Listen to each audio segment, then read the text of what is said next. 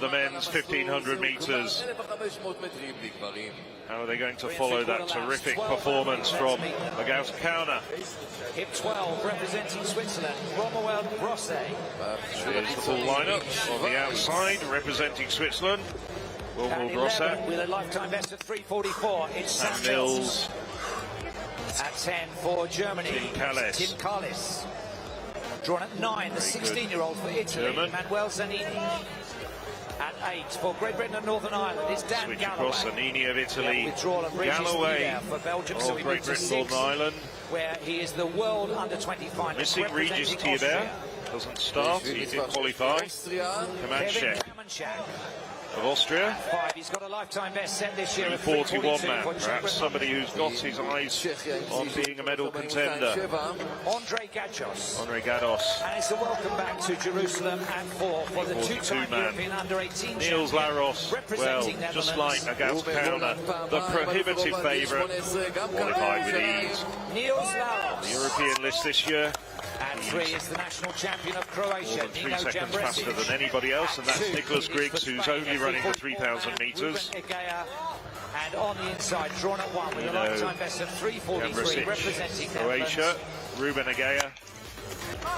Ioann Loblez of the Netherlands completes the 11-man lineup. I have to say LAROS, undoubtedly the big favourite. After that, well, it could be quite a dust-up for the rest of the medals.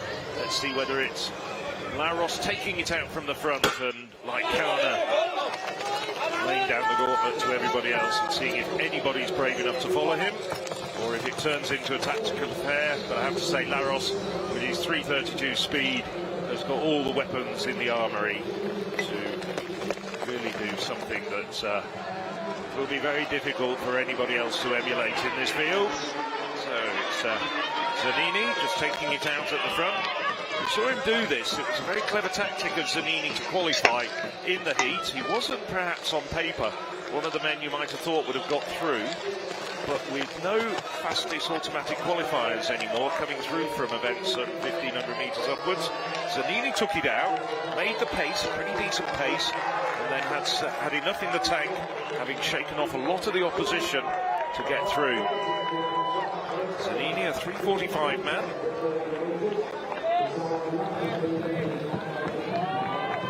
It's quite sedentary pace for a 1,500 metre final. Nobody wishing to show their hand just yet. This is the only way that Niels LAROS could lose this final. I mean, yes, he did do this in qualification. In fact, he was right at the back of the pack in that situation. But was it the top 8 or top 6 that went through positionally? In 1,500 metres, top 6. Yes, of course. So ultimately, he only needs to be in the top 6, whereas he wants to be in the top 1. Yes, and you have to say, as we've said several times, is the overwhelming favourite for this event. That was the 72 first 400 metres, so yes, pretty sedentary pace. But it's still ZANINI doing a job as pacemaker. Very tall German alongside him. Tim KALIES, another 3:45 man.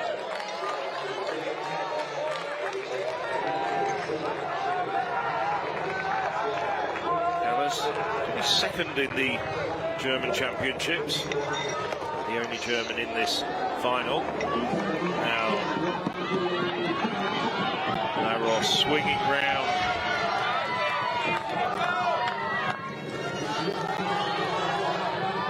So with 700 metres to go, suddenly there's a huge change of pace.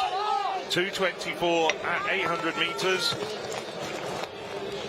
It's BROSSET who started to sprint for home. Again, 3:45 man, but LAROS just following him.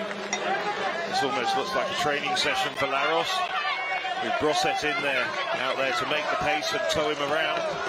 And there's now a big, well, not a big gap necessarily, but an emerging gap back to GAJDOŠ, and GAJDOŠ managing to close it. Loblez, younger brother of the well-known Dutch international Django Loblez, in fourth at the moment. To say that, they hit the bell. So it's Brosset, LAROS, and GAJDOŠ. That's the 1-2-3 at the moment, and then a gap back to the rest of the field. Now GAJDOŠ struggling to stay with the turn of pace from LAROS. LAROS now with 300 meters to go, just smoothly gliding around Brosset.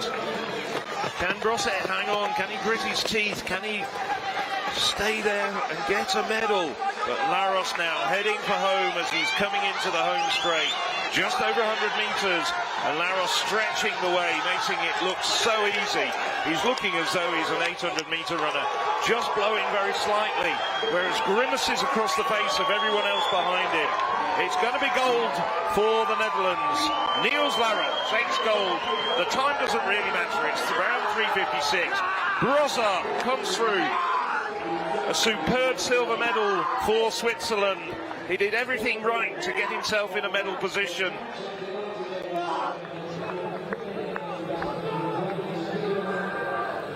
And GAJDOŠ comes through for the bronze. Oh, I have to say, I do apologise to Brosset and also to the Austrian Kevin KAMENSCHAK. I thought that vest was a Swiss one, but it was an Austrian one. But it doesn't make any difference to where the gold medal's going. That's going to the Netherlands and will be shortly hung around the neck of Niels LAROS. 3:56.76, the official winning time for Niels LAROS. By no means the quickest that you've ever seen at the European Under-23 Championships, but it might well have been the quickest last lap you've ever seen. Yeah, phenomenal change of pace. I was watching Kevin KAMENSCHAK of Austria very closely there as there was that real gear shift. He moved to the front and he was determined to try and, he was trying to out-sprint Niels LAROS. Dangerous game to play, but the young Austrian, full of energy, coming into penultimate lap. Wanted to lead from the front and just to see where Niels LAROS would be. Eventually he came past, he was up to the task as we knew he'd be. And you said it's difficult to follow Agata Kaune, but someone with the pedigree of Niels LAROS, even if it was a very different style of race, still comes out with the gold medal and remains very much an athlete to watch. I'm saying in the field events it was difficult to pick out just a few stars to watch for. It's the same in the middle distance when you have the talents of Kaune of Latvia, LAROS of the Netherlands, yet another champion back-to-back years in Jerusalem, and indeed Nick Griggs, who is the defending champion in the men's 3000. Yes, a shame that they wouldn't go head-to-head, but still some decent talent here going up against Niels LAROS. ZANINI leading the early stages. Big fight for space there, the shoulders were out once more. LAROS needn't look behind at this point. Was only to reassure himself that he could begin the celebrations 30 meters from home.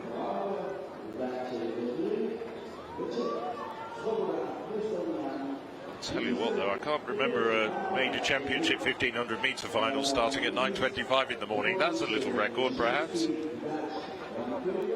Yeah, certainly.